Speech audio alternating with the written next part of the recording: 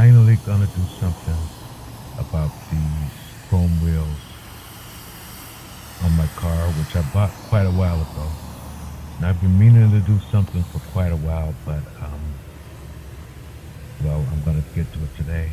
Now you can see there's rust, there's baked on brake dust, road dust, and the rear wheels are even worse than the front wheels. So there's some pitting there, which I probably won't be able to do anything about, but I'm gonna do what I can with the tools I have on hand. And let's talk about those. Okay, so I've got some cutting compound, the ultra, I've got the medium, and of course, this is stuff I use to polish the paint on the cars and bikes I have. So I've got some rubbing compound as well. And just like I've got 3 levels, and I'll be starting with that extreme cut, I've also got 3 levels of polishing pads here. One made of thinning, one sewn, and then sort of one really soft unsewn. And all of those will be attached to my drill. I've also got this sort of cone shaped tool I've used before, but that wasn't narrow enough to get into the nooks and crannies. So for that, in case I need it, I got some steel wool. Now 4/0 is the softest. I've got 3/0 in order to sort of scrub through some of that rust. Nice brush there. And when I'm all done, I can go ahead and wash it in the car wash. So we'll see how this goes. So yeah, one more thing with these pads. If you're going to use it with the drill, you got to have what's called an arbor adapter for the drill, and I'll show you how to attach that in just a minute here.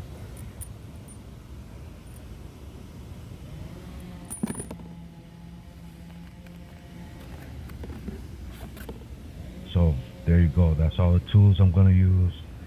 Got some masking tape, which I probably won't need. And we'll see how it goes. Okay, so you can see here, I already used that cone-shaped tool on my drill, and that worked pretty well, but I couldn't get into all these little nooks and crannies with that. So, well, we'll see what I can do with the tools that we've talked about.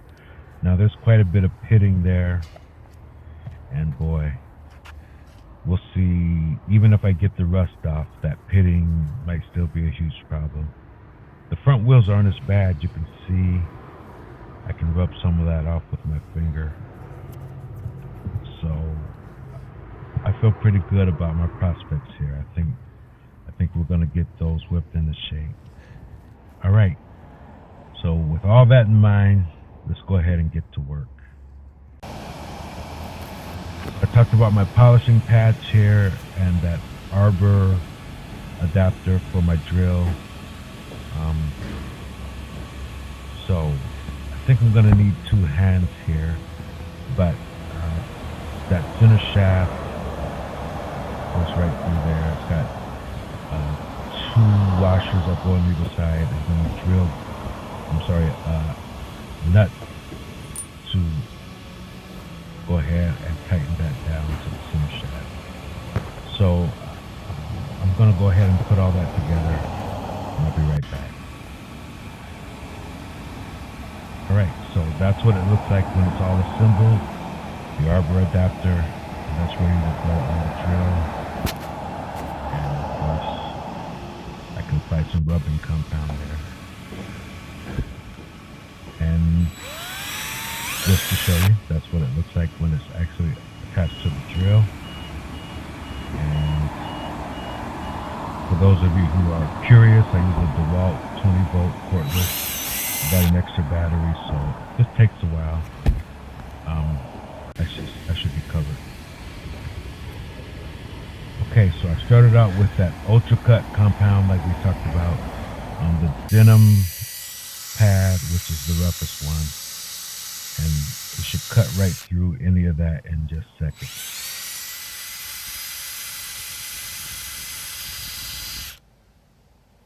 Yep, just like I thought. Only problem is still too big, too thick to really get into those corners. So,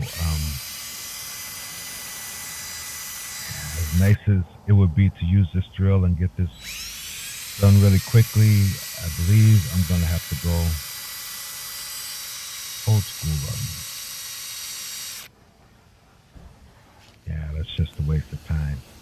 Okay, so what's my next plan of attack here?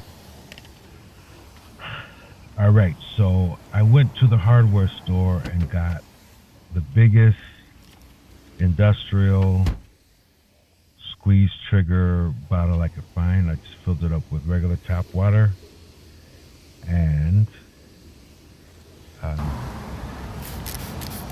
whenever you're sanding something, you always want to make sure you use the wet sand method. Unless it's wood, anything hard like this that you don't want scratched, you want to use the wet sanding method. I mean, get it nice and wet, and as you go along, keep wetting it. And I've got about 16 of those steel wool pads in here, so we'll see how well this holds up.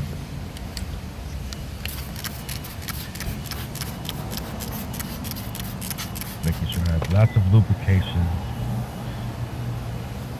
and also we don't want those particles staying in place and scratching things up. So you can see here, I'm not scrubbing really hard, I'm just basically rubbing, and just like I thought, that triple lot of steel wool is just cutting right through all of that gunk.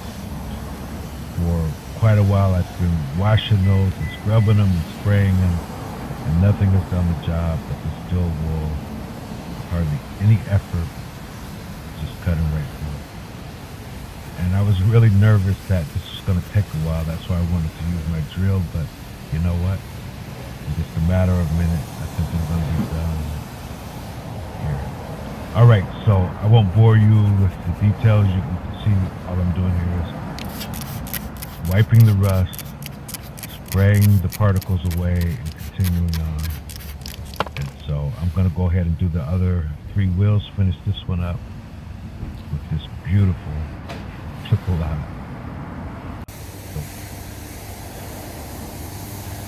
Okay, so I guess it's about 30 minutes of work, maybe 5 minutes each on the front wheels, maybe 7, 8 minutes on the rear ones because they're a lot dirtier.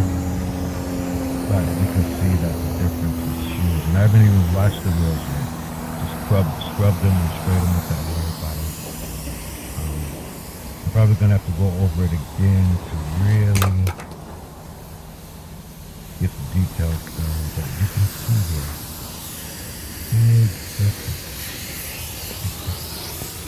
Now, like I said, some of that is water droplets, but some of that is the pitting I was worried about. And yeah, nothing I'm going to be able to do about that. If you're inches away, you can definitely see it.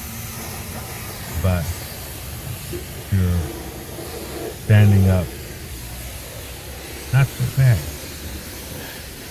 I'd say this looks pretty good. And all it took was a half hour worth of elbow grease to get it done. So, what's my verdict here? What worked best? Well, you could see with your own eyes. It was the steel wool. I used triple lot because mine were bad, but there's also the 4-aught. I used some degreaser in there just to help break up the brake dust. And other than that, just my trusty water bottle here. So, forget the drill, get all the fancy polishing pads and cutting compound. It took me 3 items to get the job done. And the main one, of course, was the steel wool. So that's all you need, those 3 things. Steel wool, water and degreaser. Okay, thanks for watching. Um, if you try any of these methods on your own car, let me know how it works for you. Maybe with a different shaped wheel, the drill and the polishing compounds and so forth will work well for you. So let me know in the comments. And if you want to see more, go ahead and subscribe. And if this video was helpful at all to you in any way, do me a favor and hit that like button. All right, until next time, thanks for watching. Goodbye.